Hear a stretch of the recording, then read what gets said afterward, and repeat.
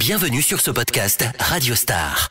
Bonjour et bienvenue sur le Star Sport de Radio Star. Aujourd'hui, on parlera de volley féminin avec l'invité du jour, Alexandre Hübner. Bonjour Alexandre.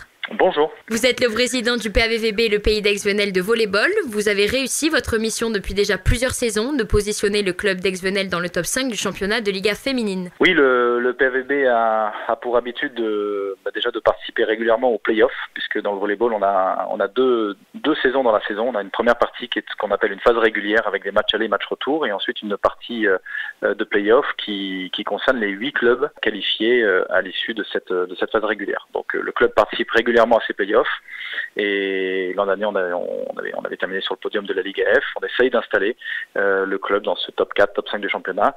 C'est pas facile puisque le championnat se densifie et de saison en saison. La saison dernière, vous étiez à 3e place sur ce podium de la Liga féminine, ce qui vous a conduit à une qualification directe sur une Coupe d'Europe cette saison. Voilà, on a participé à la CV Cup, donc on est rentré en 16e de finale contre une équipe tchèque.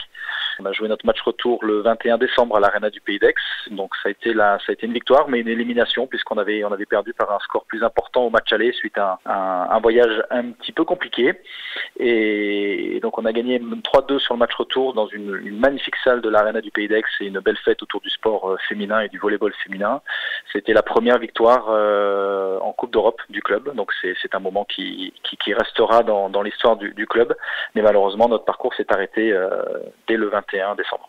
Parce que pour le match aller, c'est ça, vous avez subi une défaite, ce qui a fait que... Oui, on avait perdu 3-0, donc il fallait gagner minimum 3-1 ou 3-0 pour aller chercher ce qu'on appelle un golden set. C'est un set qualificatif qui permettait aux gagnants de passer sur le tour suivant. Donc vu qu'on a gagné mais 3-2, il n'y a pas eu de ce fameux golden set. La Coupe d'Europe cette année s'est arrêtée là pour vous. Vous continuez les championnats de France ? Oui, on a attaqué la phase retour de notre championnat. Il nous reste encore 9 journées de la phase régulière. Pour l'instant, nous sommes dans le top 8 du championnat. On est à la 8e place. Donc dans un premier temps, ce que l'on cherche à faire, c'est de protéger notre 8e place en regardant quand même derrière, puisqu'on a encore 2 équipes qui peuvent potentiellement et mathématiquement grimper sur ce top 8. Mais on peut aussi regarder devant, puisque après un mois de janvier, avec de belles affiches, de belles équipes que l'on a rencontrées, avec des victoires mais aussi quelques défaites, on va attaquer une période qui devrait nous permettre de reprendre quelques points et pourquoi pas de remonter au classement, j'espère en tout cas. Quels sont les concurrents directs à l'issue de ce championnat ?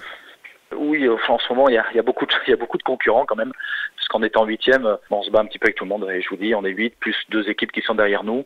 Donc là, on part ce soir à Terville jouer contre une équipe qui est classée aujourd'hui 4e, donc ça va pas non plus être un match facile. La semaine prochaine, on va recevoir l'équipe de Nancy qui est derrière nous, donc ça va être un match qui va coûter cher, puisque soit on prend un petit peu d'oxygène par rapport à ce concurrent et on pourra plus se concentrer sur les places de devant, soit selon le résultat, mais il faudra quand même aller chercher nos points. Donc chaque match est difficile cette saison, chaque point vaut vraiment quelque chose. Donc j'ai envie de dire que peut-être même le concurrent c'est nous-mêmes. C'est-à-dire il faut que l'équipe arrive désormais à vraiment jouer avec toutes ses valeurs pour aller chercher le plus de points possible. Est-ce qu'on peut dire que vous êtes confiant ? On sait que la saison dernière vous étiez 3e, donc c'est difficile de faire mieux.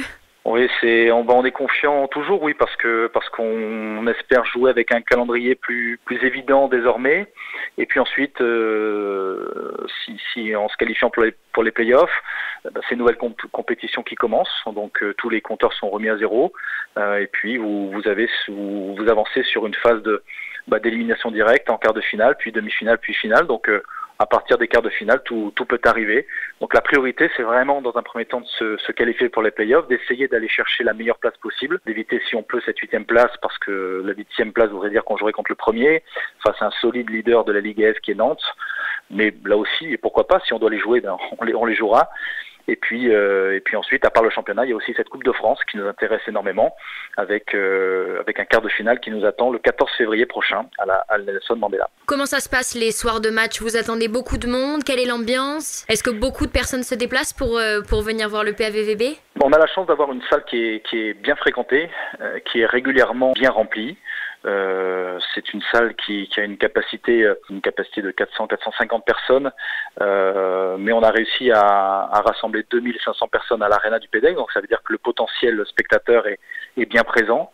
Donc on a généralement une belle ambiance, de belles animations dans notre salle, ce qui aide aussi notre équipe. Et puis ce sont des soirées, on essaye petit à petit d'évoluer vers le sport-spectacle pour proposer des animations, proposer des évolutions, ce qu'on fera prochainement dès le 11 février prochain contre Nancy. On va proposer de nouvelles choses autour de nos matchs pour que les gens puissent passer du bon temps et des bons moments, en plus du match qu'ils viennent voir. Justement, est-ce que vous pouvez nous parler de la soirée du match retour le 21 décembre dernier à l'Arena du Pays d'Aix? Il y avait donc une grosse fête locale, régionale autour du sport féminin. Ça a été une vraie réussite. C'est un événement qu'il a fallu monter en très peu de temps. Donc là, c'est important de voir que toutes les forces vives du club se sont mis ensemble pour développer et créer cet événement. 2500 personnes autour du sport féminin. Donc on espère avoir représenté dignement à la fois la Provence mais aussi la France sur ce match de Coupe d'Europe et donner une belle image de notre volley, notre sport et notre région. Il y a eu des animations, beaucoup d'entreprises se sont déplacées dans les salons, dans les loges, et puis quelques animations aussi dans les tribunes, des clubs locaux, régionaux qui sont venus voir ce beau spectacle. Et, écoutez, c'était une vraie réussite. Il y a eu une victoire, il a juste manqué la qualification pour le prochain tour. Eh bien écoutez, on vous souhaite que le club se requalifie une deuxième fois directement à l'issue du championnat pour cette Coupe d'Europe. Merci Alexandre. C'est très gentil, merci à vous. Retrouvez tous nos podcasts et replays en version intégrale sur radiostarcom.com et sur l'appli Radiostar.